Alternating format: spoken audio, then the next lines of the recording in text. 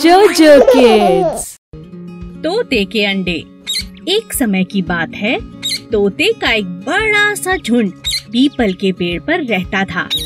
मगर वे सब तोते बहुत उदास रहते थे, क्योंकि पास के गांव का एक शिकारी अक्सर आकर उनके छोटे छोटे अंडों को चुराकर ले जाता था।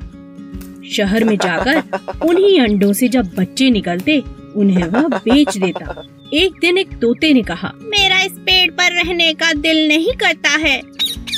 वह शिकारी जब चाहे आकर हमारे अंडों को चुराकर ले जाता है। हाँ दोस्त, अगर ऐसा ही चलता रहा तो हमारा वंश खतरे में है। हाँ दोस्त, तुम ठीक कहते हो। अगर ऐसा ही चलता रहा तो हमारा वंश एक दिन समाप्त हो जाएगा और हम सब अकेले हो जाएंगे। तभी अचानक शिकारी के जोर से चिल्लाने की आवाज आई। बचाओ बचाओ बचाओ, कोई तो मेरी जान बचाओ। अरे ये तो उसी शिकारी की आवाज है। लगता है ये फिर से अंडों को चुराने आ रहा है। मगर ये बचाओ बचाओ क्यों कह रहा है? आखिर क्या हो सकता है? आखिर क्या बात है? नहीं नहीं, लगता है ये किसी मुसीबत में है। हमें इसकी मदद करनी चाहिए। मैं इस शिकारी की कोई मदद नहीं करूँगा। हमारे दुखों का कारण यही तो है। मिट्ठू तोता, जो दिल का बहुत अच्छा था, उसे शिकारी पर बहुत दया आई। मिट्ठू तोते ने कहा, मैं उसकी मदद जरूर करूँगा। मिट्ठू तोते को छोड़कर कोई भी शिकारी की मदद करने के लिए नहीं गया। मिट्ठू तोता जब शिकारी की मदद करने पहुंचा तो उसने देखा शिकारी दर्द से तड़प रहा है और उसके पैर पर सांप के दांतों के निशान हैं। लगता है शिकारी को सांप ने काटा है। मुझे इनकी जान बचानी होगी। मिट्ठू तोता तुरंत वैद्य जी के पास गया और उन्हें लेकर शिकारी के पास आया। वैद्य जी ने तुरंत सारा जहर निकाल दिया। धन्यवाद वैद्य जी, आज आपने मेरी जान बचा ली।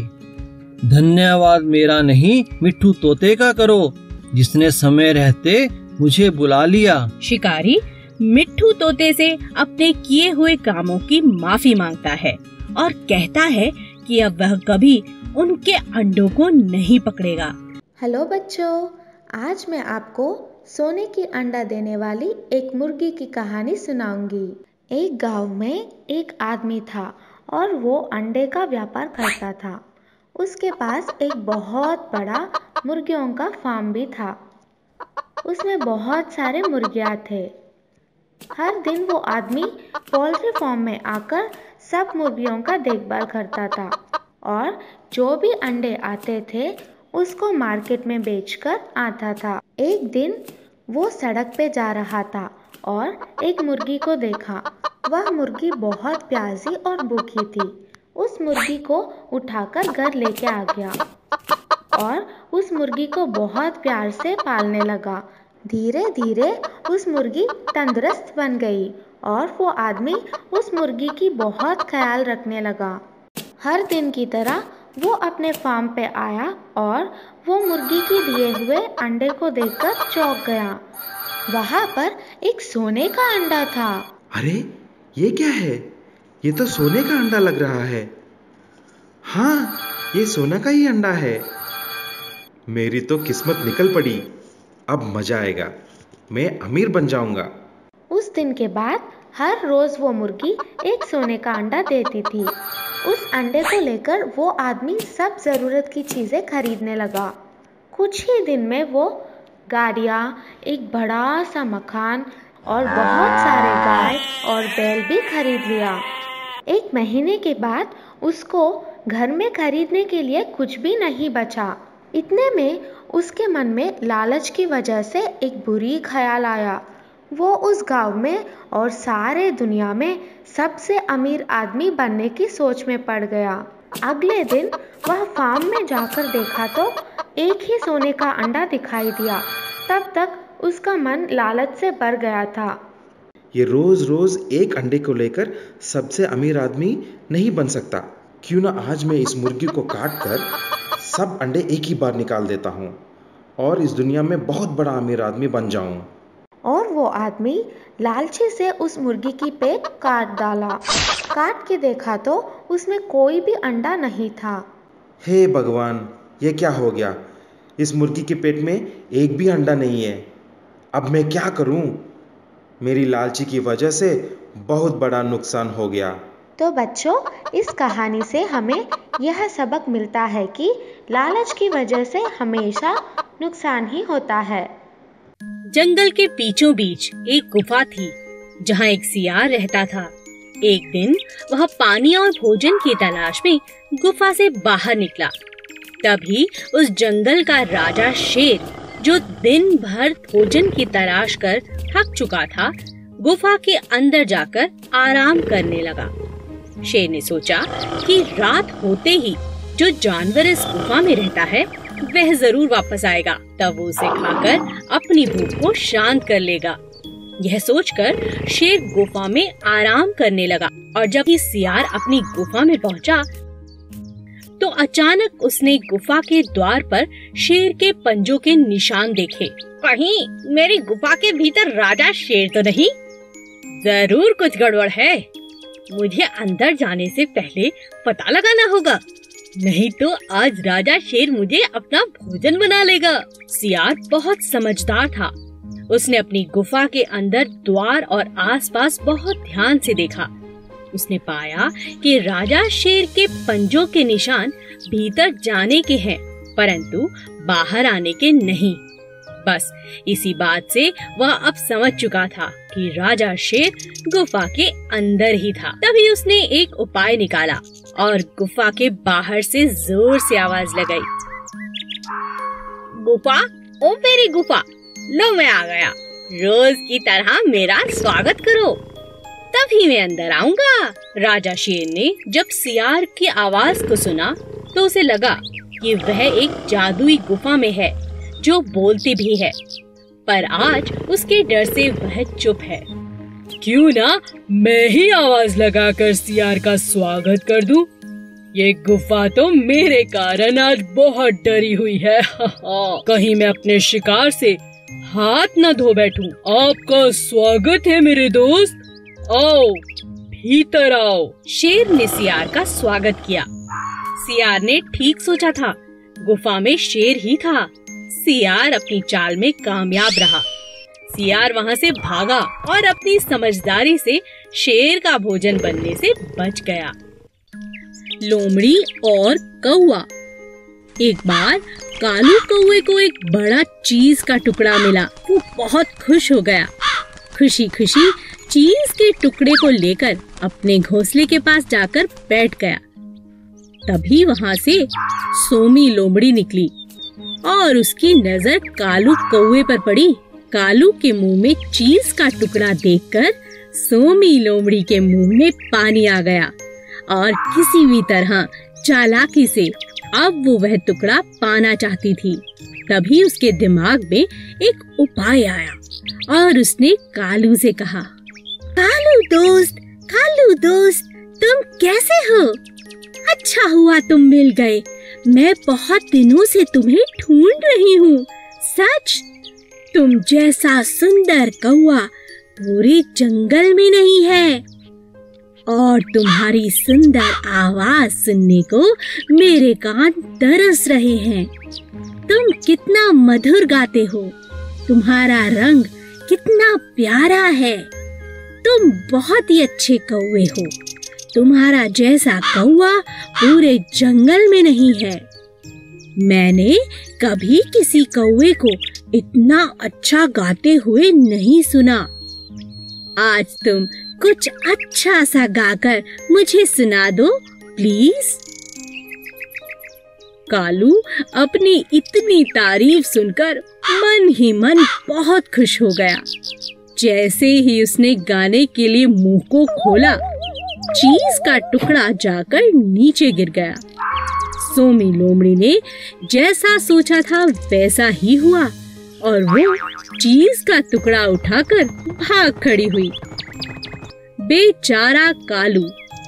अब कालू को समझ आ गया था कि सोमी लोमड़ी चीज का टुकड़ा पाने के लिए ये सब मन घड़न तारीफ कर रही थी। बेचारा कालू अपने चीज के टुकड़े से हाथ धो बैठा। आलसी तोता। एक पेड़ पर 2 तोते रहते थे, किट्टू और मिट्ठू। एक बहुत आलसी और दूसरा बहुत ही समझदार था।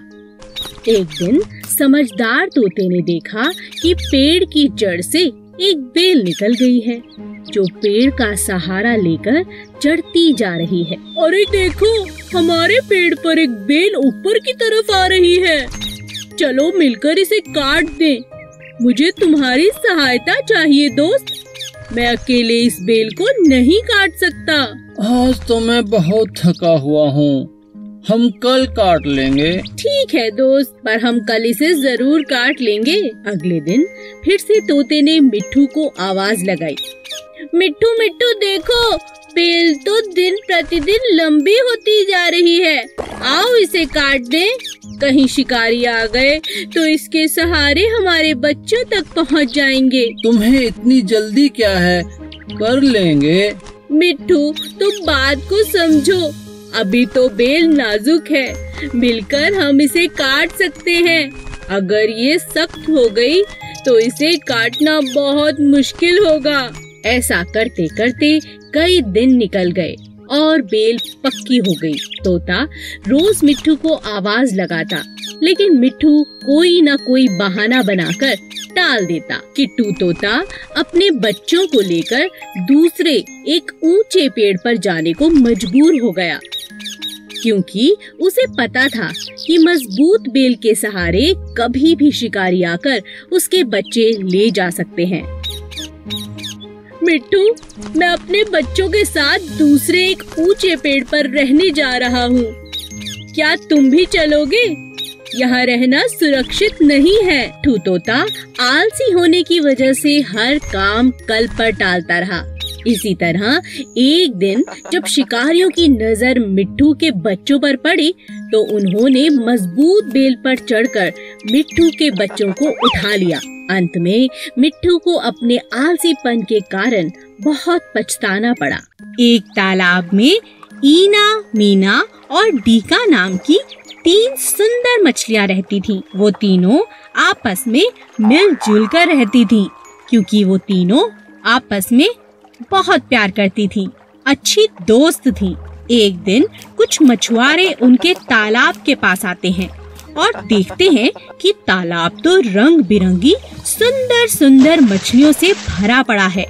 मछुआरे लालच में आ जाते हैं। वे आपस में बातें करते हैं। दोस्त, यहाँ तो बहुत सारी रंग बिरंगी मछलियाँ हैं। हम कल सुबह ही आकर इनको पकड़ेंगे। हाँ दोस्त, तुम ठीक कहते हो। इतनी सारी बड़ी छोटी प्यारी प्यारी मछलियाँ, अरे मजा आएगा बाजार में बेचने पर। हमें अच्छे दाम मिलेंगे। हा हा हा।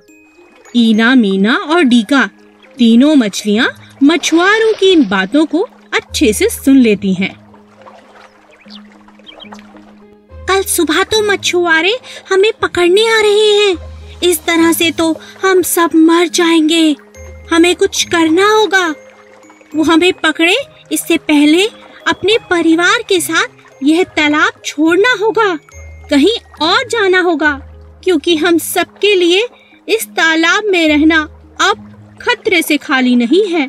हम सबकी जान खतरे में है। मैं तुम्हारी बात से सहमत हुई ना। मैं भी तुम्हारे साथ इस तालाब को छोड़कर चली जाना चाहती हूँ। ईना और मीना तालाब छोड़ने के लिए राजी हो जाते हैं, परंतु डीका इस बात से इनकार करती है और कहती है, कुछ मछुआरों की बात सुनकर हम यहाँ से नहीं जा सकते। मेरी तो यही सलाह है कि हमें यहीं रहना चाहिए और हिम्मत के साथ मुसीबत का सामना करना चाहिए। मछलियाँ 2 टोलियों में बट जाती हैं। कुछ इसी तालाब में टिकी रहती हैं, तो कुछ तालाब को छोड़ने की बात करती हैं और कुछ ईना मीना के साथ तालाब को छोड़कर चली जाती हैं। अगले दिन मछुआरे अपनी योजना के मुताबिक तालाब के पास आते हैं और सारी मछलियों को लेकर चले जाते हैं। मुसीबत आने पर हमें समझदारी से काम लेना चाहिए। आलसी गधा। एक नमक का व्यापारी गांव में रहता था।